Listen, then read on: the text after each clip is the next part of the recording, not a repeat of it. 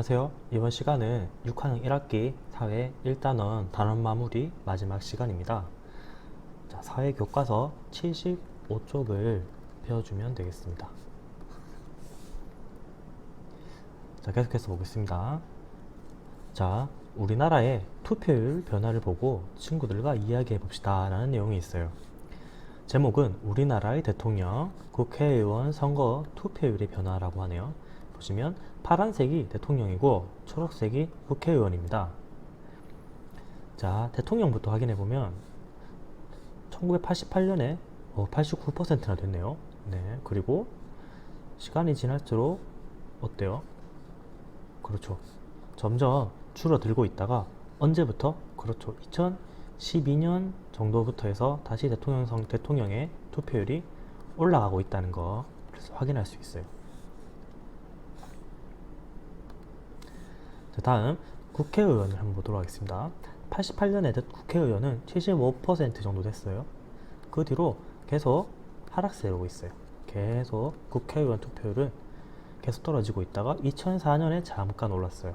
60%로. 그러다가 2008년에 무슨 일이 있었는지 모르겠지만 46%로 떨어지고 말았어요. 자, 하지만 대통령 선거와 마찬가지로 2012년을 기점으로 해서 다시 상승하고 있는 중인 것을 확인할 수 있습니다.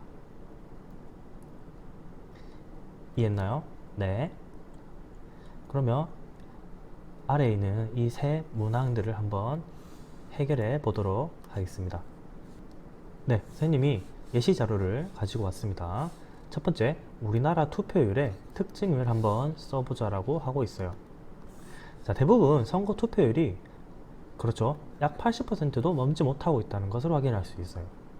두 번째, 투표율이 낮아지다가 다시 어떻게 되고 있죠? 그렇죠. 높아지고 있다는 것을 확인할 수 있습니다. 다음, 대통령 선거 투표율이 아까 어땠나요?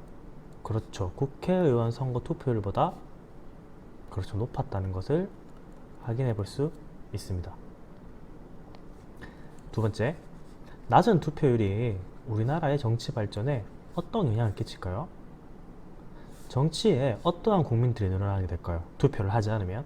그렇죠. 정치에 무관심한 국민들이 늘어나게 될 거예요. 그래서 우리나라에 뭐가 그릇된 방향으로 나아갈 수 있다. 두 글자. 그렇죠. 정치라고 할 수 있겠네요. 투표율이 낮아지면 이렇게 우리나라의 정치가 그릇된 방향으로 나아가서 나라 자체가 힘들어질 수 있다는 거 확인해 볼 수 있었네요. 다음 3번 보도록 하겠습니다. 자, 그렇다면 우리나라의 투표율을 높일 수 있는 방법에는 어떤 것들이 있을까요?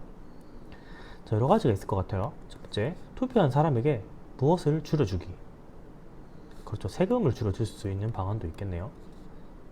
두 번째, 투표 날을 일을 하지 않고 쉬는 날로 지정하기. 세 번째, 자, 지금도 그런데 쉬는 날 지정되고 있긴 한데 일반 기업들 같은 경우에는 중소기업이나 뭐 이런 곳들은 쉬지 않고 출근을 하는 경우가 많아요. 세 번째, 공공시설을 무료로 활용할 수 있게 해주기. 투표했다는 증명서가 있으면 그것을 보여주면 공공시설을 무료로 활용할 수 있다는 거. 자, 이 정도면 여러분들 투표할 마음이 생기나요? 네. 그 다음 네 번째, 투표 참여를 뭐하는?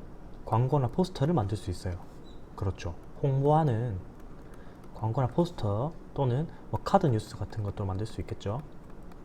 또는 영상을 만들어서 뭐 SNS나 인터넷에 공유를 할 수도 있겠죠. 다음 다섯 번째, 길거리 캠페인을 연다. 요즘 같은 코로나 시국에는 좀 맞지 않는 내용이긴 하지만 자, 길거리 캠페인도 가능합니다. 자, 여섯 번째, 투표하지 않은 사람에게 뭐를 매길 수 있을까요? 국가에서? 그렇죠. 벌금을 매길 수도 있겠죠. 자, 그러면 이거는 좀 강제성이 뛰는 거기 때문에 좀 조심스러운 부분이 있습니다. 다음 일곱 번째, 학교에서 할 수 있는 일이죠. 선거 참여의 필요성에 대한 교육을 실시할 수가 있겠죠. 뭐 창의적 체험활동 시간이나 사회 시간을 활용해서 가능한 부분입니다. 이해했나요? 좋습니다. 다음 페이지로 넘어가도록 하겠습니다. 교과서 76쪽을 펴주면 되겠습니다. 계속해서 보겠습니다. 자, 신문기사에 나온 법안의 필요성을 친구들과 토론해보자고 하고 있습니다. 여러분들 실제 교실에서는 토론을 해보면 참 좋을 것 같아요. 자, 신문기사를 가져올게요. 자, 오스트레일리아 투표 안 하면 벌금을 주고 뭐까지 시킨다? 그렇죠. 구속까지 시킨다고 하네요. 자, 오스트레일리아 정부는 투표율을 높이기 위해서 1925년부터 의무 투표제를 시행하고 있다고 합니다. 이 제도는 국민의 자유 투표 의지를 훼손한다는 비난을 받기도 해요. 하지만 국민의 대표를 선출하는 중요한 투표에서 투표율을 올리는 최선의 방법으로 평가받고 있다고 합니다. 투표권이 있는 오스트레일리아 국민은 누구나 의무적으로 투표를 해야 합니다. 그리고 해외 출장 등 정당한 사유 없이 투표하지 않으면 벌금을 내야 하는 것은 물론 뭐까지 될 수 있다? 그렇죠. 구속까지 될 수도 있습니다. 자, 이런 의무 투표제에 힘입어서 오스트레일리아 투표율은 몇 %라고요? 그렇죠. 95% 안팎을 유지하고 있다고 합니다. 자, 여러분들 생각은 어떻나요? 우리나라도 의무 투표제를 시행해야 한다에 대해서 학급에서는 또는 친구들과 찬반 토론을 해보면 좋을 것 같습니다. 자, 선생님이 예시 자료를 가지고 왔는데 같이 한번 확인해 보도록 하겠습니다. 자, 의무투표제를 시행해야 한다에 찬성과 반대로 나누어지는데, 자, 찬성, 즉 의무투표제를 해야 한다. 장점으로는, 자, 국가의 중요한 일을 결정하거나 국민의 대표를 선출한 일에 참여하는 것은 국민의 기본적인 뭐다? 의무다. 그렇기 때문에 국민의 의무를 다할 수 있다는 장점이 있다는 거죠. 그렇죠. 투표는 국민의 의무라고 할 수 있겠습니다. 자, 반대. 자, 자유가 지켜지는 무슨 국가? 그렇죠. 자유국가에서 투표에 참여하는 것도 개인의 자유다. 그렇기 때문에 자유에 맡겨야지 국가에서 통제할 필요는 없다는 거죠. 다음, 의무투표제를 찬성하는 의견에 단점이 있습니다. 단점이라면 국민이면 모두 가지는 권리인 무엇이죠? 그렇죠. 자유를 침해할 수 있다는 거죠. 반대 의견의 단점은 국민들의 정치적 어떤 것이 계속되면 투표율이 떨어질 것이다 하고 있어요. 뭐가 계속되면? 그렇죠. 정치적인 무관심이 계속되면 투표율이 떨어질 것이다 라고 하고 있어요. 자, 이 이외에도 찬성과 반대에 대한 여러 가지 의견이 있을 수 있겠죠. 자, 최종 의견은 여러분들에게 맡기도록 하겠습니다. 여러분들이 생각을 해보고 여러분들의 의견을 한번 적어봐 줬으면 좋겠습니다. 네, 좋아요. 다음 페이지로 넘어가도록 하겠습니다. 77쪽입니다. 자, 우리나라의 정치 발전을 위해 투표율을 높이고 올바른 선거 문화를 만들기 위한 홍보물을 만들어 보자 하고 있습니다.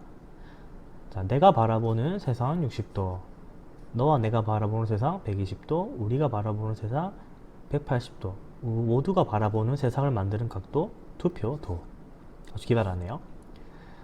다음, 아름다운 선거, Beautiful Day라고 해서 대통령 선거를 홍보하는 포스터입니다. 자, 여러분들도 이런 포스터를 만들어 볼 수 있고, 그 다음에 아니면 카드 뉴스나 이런 것들을 만들어 볼 수도 있겠네요. 자, 예시 자료를 선생님이 한번 가져와 볼게요. 네. 자, 투표는 대한민국 국민이기에 당신이 가질 수 있는 권리다. 당신의 그 소중한 권리가 어디에 있길 바랍니까? 권리가 투표함에 있어야 될까요? 아니면 휴지통에 있어야 될까요? 자, 이런 식으로 여러분들이 포스터나 홍보물을 만들어 보면 좋을 것 같습니다. 네, 여기까지 6학년 1학기 1단원 마무리입니다. 여러분들 수고하셨습니다. 다음 시간에 만나요. 안녕.